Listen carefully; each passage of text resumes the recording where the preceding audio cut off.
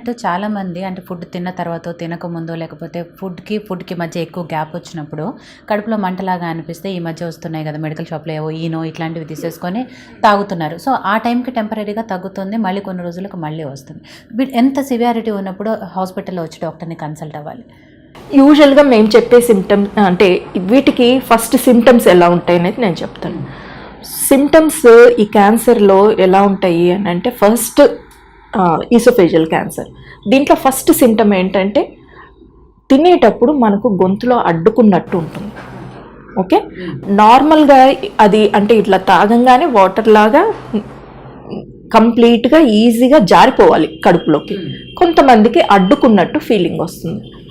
అడ్డుకుంటుంది అని అంటే అక్కడెక్కడో స్టార్ట్ అయినట్టు. ఓకే, ఇది ఎర్లీ సిమ్టమ్ ఈసోఫేజియల్ క్యాన్సర్కి.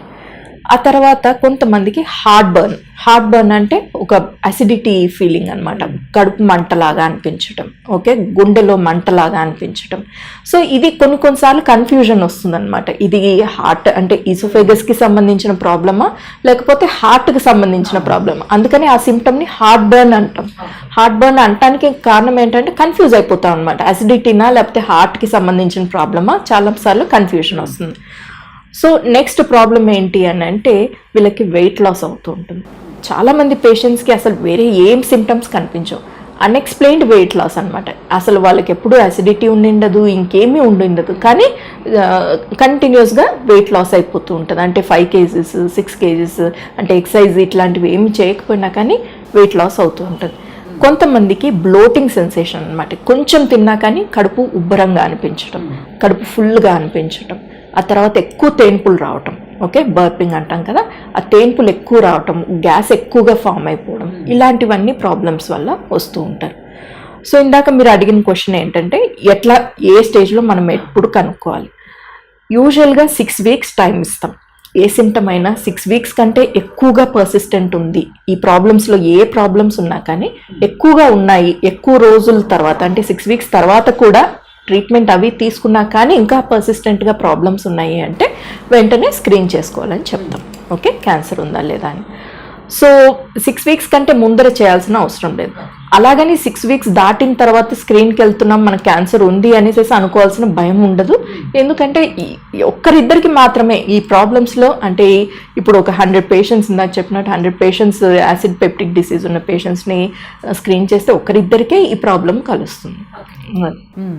సో అంటే ఏజ్ ఫ్యాక్టర్ ఉంటుందా? ఈ ఏజ్ నుంచే ఈ ఏజ్ వాళ్ళలో ఎక్కువగా చూస్తూ ఉంటాము అనేది ఏమైనా ఉంటుందా ఇందులో? యూజువల్గా 50 years తర్వాతనే ఈ క్యాన్సర్స్ ఎక్కువగా కనిపిస్తాయి.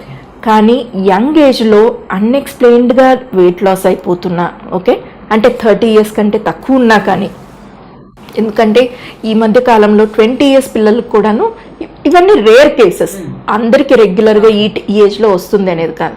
సో నార్మల్గా సెన్సెస్ తీసుకుంటే 50 years తర్వాతనే ఈ ప్రాబ్లం ఎక్కువ కనిపిస్తుంది. కానీ యంగ్ ఏజ్లో కొంతమందికి ఒక్కొక్కసారి అన్ఎక్స్ప్లెయిన్డ్గా వెయిట్ లాస్ రావటం, లేకపోతే మింగుతూ ఉంటే అడ్డుకున్నట్టుగా ఫీలింగ్ అవటం, అలాంటివి. ఇంకా ఎస్పెషల్లీ ఫీమేల్స్లో అంటే ఉమెన్లో కొంతమందికి అనీమియా ప్రాబ్లం ఉంటుంది అన్నమాట. ఈ అనీమియా అసలు అన్ఎక్స్ప్లెయిన్డ్, అసలు ఎందుకు వస్తుంది, ఎందుకు ఊరికే రిపీటెడ్గా అనీమియా ఉంది అని. సో అలాంటి పేషెంట్స్ అంటే మిగతా రీజన్స్ అన్నీ అంటే గర్భాశయకి సంబంధించిన ప్రాబ్లమ్స్ ఎక్స్క్లూడ్ చేసుకున్నా, మిగతావన్నీ ఎక్స్క్లూడ్ చేసుకున్నా ఇంకా అనీమియా వస్తుంది. అలాంటి పేషెంట్స్ని కూడాను ఒకసారి స్క్రీన్ చేసుకుంటే కనుక టెస్ట్ చేయించుకుంటే బెటర్ ఉంటుంది. ఓకే, ఇందాక మీరు అన్నట్టు అంటే ఫుడ్ హ్యాబిట్స్ ఎక్కువగా మన దగ్గర నిల్వ పచ్చళ్ళు తీసుకుంటుంటాం కాబట్టి దానివల్ల వచ్చే ఛాన్స్ ఉంటుంది అన్నారు.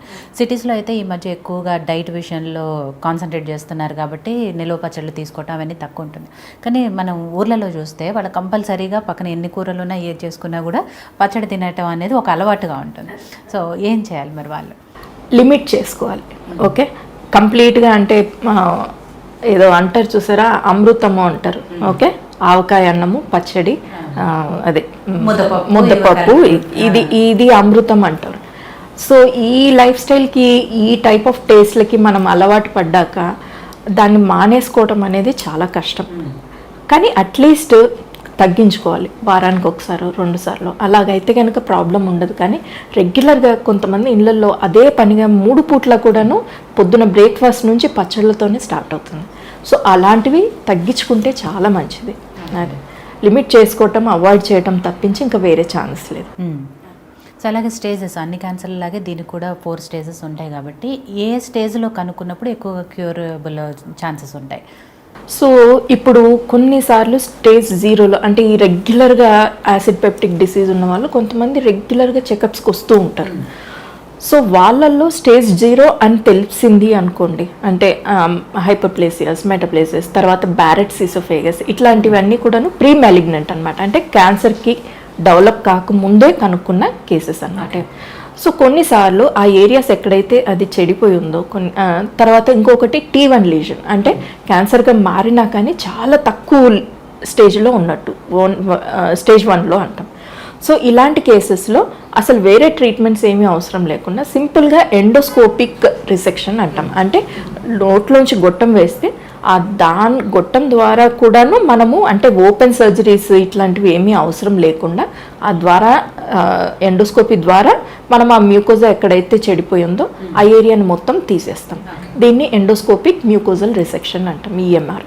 సో ఇట్లాంటి కేసెస్ మనకు చాలా తక్కువ కనిపిస్తాయి, కానీ అట్లీస్ట్ కనిపించిన వాళ్ళకి ఇంకా ఫర్దర్గా అది క్యాన్సర్ ఇంకా ఎక్కువ ముదరకుండా ఉండే లోపలే ఈ టెస్ట్ అంటే ఈ ట్రీట్మెంట్ చేస్తే కనుక అది కంప్లీట్గా 100% క్యూర్ అవుతుంది.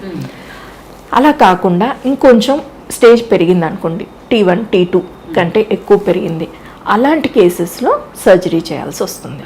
ఓకే, తర్వాత సర్జరీ ఈసోఫేగస్లో అయితే కనుక సర్జరీ చేయడానికి అవకాశం. తర్వాత స్టమక్ క్యాన్సర్స్లో ఇవన్నీ టెస్ట్లన్నీ అయిపోయిన తర్వాత కూడాను యూజువల్గా లాప్రోస్కోపీ కూడాను చేయాలని చెప్తాం. ఎందుకు అని అంటే ఇది మామూలుగా CT స్కాన్స్ కానీ PET స్కాన్స్ కానీ ఏవి చేసినా కానీ ఆ పైన పెరిటోనియం మీద, అంటే కడుపుకి సంబంధించిన పైన ప్రొటెక్టివ్ లేయర్ ఉంటుంది. ఓకే, లోపల కాకుండా పైన ప్రొటెక్టివ్ లేయర్, అదంతా కూడాను మొత్తం అబ్డామిన్ అంతా కూడాను ఉంటుంది.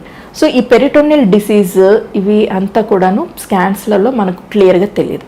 సో కంపల్సరీ స్టేజ్ 2 నుంచి ఉన్న పేషెంట్స్ అందరికీ కూడాను ఈ లాప్రోస్కోపీ అనేసి చేస్తాం. లాప్రోస్కోపీ ఏంటంటే జస్ట్ చిన్న హోల్స్ లాగా వేస్తాం అబ్డామెన్లో, అందులోంచి లోపలికి వెళ్ళి చూసి అసలు ఎంతవరకు డిసీజ్ ఇంకెక్కడన్నా పాకిందా లేదా అనేసి చూసుకున్న తర్వాత, అంటే ఇంకెక్కడన్నా పాకింది అనుకోండి, అంటే పెరిటోనియం మీద అంతా కూడాను డిసీజ్ వచ్చేస్తే ఇంకా అది ఆపరేషన్ చేసే స్టేజ్ కాదనమాట. సో దానికోసం అనేసి ఆ ఏరియాని మొత్తము మనము స్క్రీన్ చేసుకోవాలి లాప్రోస్కోపీలో, అంటే ట్యూబ్ వేసేసి లోపల ఇంకెక్కడెక్కడ ఉన్నాయి అనేసి అన్నీ చూస్తాం. చూసి ఇంకెక్కడ లేదు అని అంటేనే ఆ పేషెంట్ని సర్జరీకి తీసుకుంటాం. లేకపోతే కనుక ఆ పేషెంట్స్ ఇంకా అడ్వాన్స్ అయినట్టు, ఇవన్నీ స్టేజ్ 3 దాటిపోయినట్టు, ఇలాంటి కేసెస్కి కీమోథెరపీ ఇవ్వాల్సి వస్తుంది. ఓకే, సో స్టేజ్ 1లో స్టేజ్ 2లో కనిపిస్తే కనుక సర్జరీ ఉంటుంది. కొంచెం అడ్వాన్స్ అయింది అనుకోండి, ఈసోఫేజియల్ క్యాన్సర్స్లో ఇప్పుడు లేటెస్ట్గా వస్తున్న ట్రీట్మెంట్ ప్రాసెస్ ఏంటి అని అంటే, ఎస్పెషల్లీ ఈ మిడిల్ ఈసోఫేగస్ ఉన్న ఏరియాస్, ఎందుకంటే ఈసోఫేగస్ని 3 పార్ట్స్గా డివైడ్ చేస్తాం, upper, middle, lower third. So ఈ మిడిల్, లోయర్ థర్డ్ ఈసోఫేగస్ ఇవన్నీ కూడాను కంపల్సరీ కీమో, రేడియేషన్ 2 ఇస్తున్నాం, కొంచెం అడ్వాన్స్ అయి ఉన్నాయి కాబట్టి.